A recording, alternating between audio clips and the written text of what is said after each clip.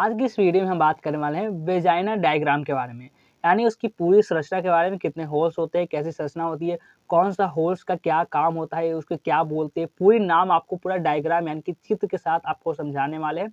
तो आपको भी without hesitance, without panic, without fear के आपको बेहतरीन तरीके से आपको समझना है, क्योंकि किसी भी चीज़ का नॉलेज होना बहुत ही ज़्यादा ज़रूरी होता है। महिला जननांग इसे हम हिंदी में बोलते हैं, एनाटॉमी और कुछ इसके बारे में बात करते हैं। महिला के जो बाहरी जननांग, एक महिला का बाहरी जननांग स्पष्ट रूप से दिखाई नहीं दे सकता, बिकॉज दिस इज त्वचा, यानी कि यह त्वचा की मोटी तह जो होती है ना, एक तरह से परत जिसे हम बोलते हैं, उसके बीच ये स्थित होती है। और इसके जो कितने भी नाम होते हैं इसके बारे में हम बात करते हैं। चित्र आप देख सकते हैं 28.3 मादा का भाग इस तरह से आपको इसमें लिखा हुआ है, जैसे कि आप यहाँ पे देख पा रहे होंगे।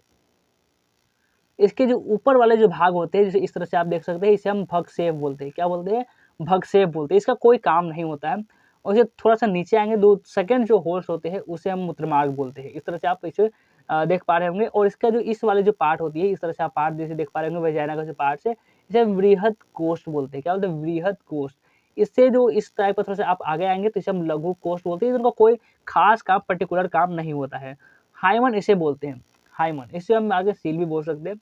और बार्थोलिन ग्रंथि का द्वार जो होता है वो इस तरह के आप देख सकते हैं। ये जो वाला पार्ट है इसे हम बार्थोलिन ग्रंथि का द्वार बोलते हैं, एक तरह से गेट बोलते हैं। और ये जो आप लास्ट में आप देख पा रहे होंगे, इसे इसे ही हम बोलते हैं एनस, यानी गुदा, जिसे हम हिंदी में बोल सकते हैं।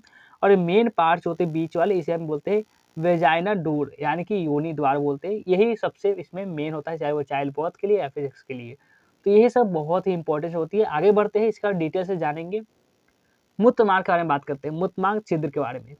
योनि के सामने सिर्फ बात करें तो टॉयलेट करने के लिए है। और जो सेकंड है योनि, यानी जिसे हम वेजाइना बोलते हैं, एक होल है जिससे मासिक धर्म या फिर बात करें पीरियड जो उसे बोलते हैं, या फिर चाइल्ड बर्थ जो होता है वो होता है। इसमें बहुत लचीली होती है, एक तरह से फ्लेक्सिबल होती है, वो खिंचाव भरी मांसपेशियां होती है।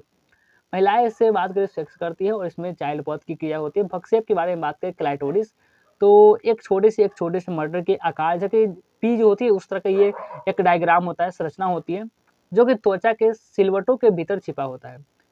यह टच करने के लिए बेहद संवेदनशील, सेंसिटिव एरिया होती है। और जब उत्तेजित होता है तो धीरे धीरे जो साइज में होता है वो इसके बिग होने लगता है, बड़ा होने लगता है। और जो इसकी प्राथमिक जो होती है, प्राथमिक भूमिका होती है, वो केवल यौन, यानी कि बात करें यौन सुख है, या एक बात करें मेल्स लिंग के बारे में बात कर सकते हैं। इसमें भी एकदम इक्वल होती है, बराबर होती है। और ये संभोग सुख देने में भी ये सक्षम होती है पूरी तरह से। और सिर्फ वेजाइना का ही काम होता है। और जो एनस होती है वो मल करने से लिए एक तरह से होल बनाया जाता है, सिर्फ मल त्यागने के लिए। जैसे अलग अलग लोगों के हाथ और पैर जो होते हैं वो अलग अलग वर्क करते हैं, सेम उसी तरह से अलग अलग आकार के होते हैं।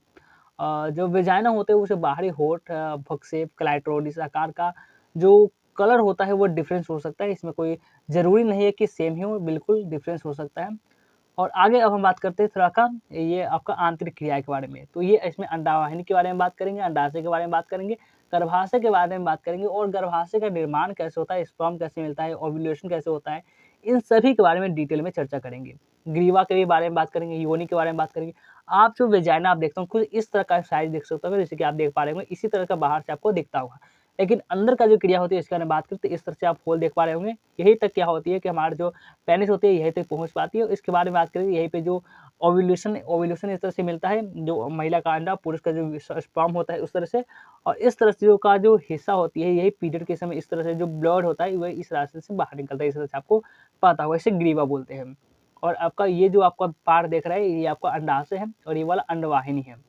ये सभी काम मिलने से ही एक बात करें चाइल्ड बर्थ की क्रिया इसमें संपन्न हो पाती है, अन्यथा वर्जित है ये होना। उसके बारे में थोड़ा सी आगे चलते हैं, इसके बारे में बात कर लेते हैं।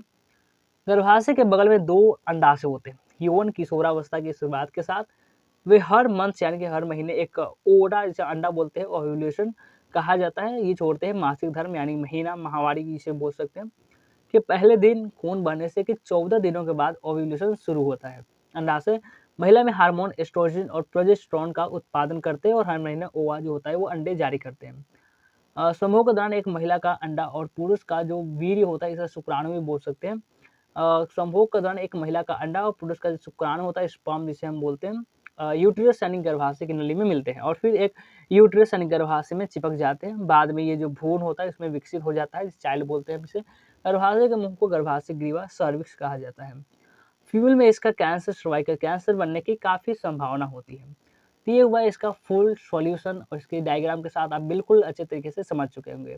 तो कैसा लगा आज का ये वीडियो? कमेंट करके ज़रूर बताएँ।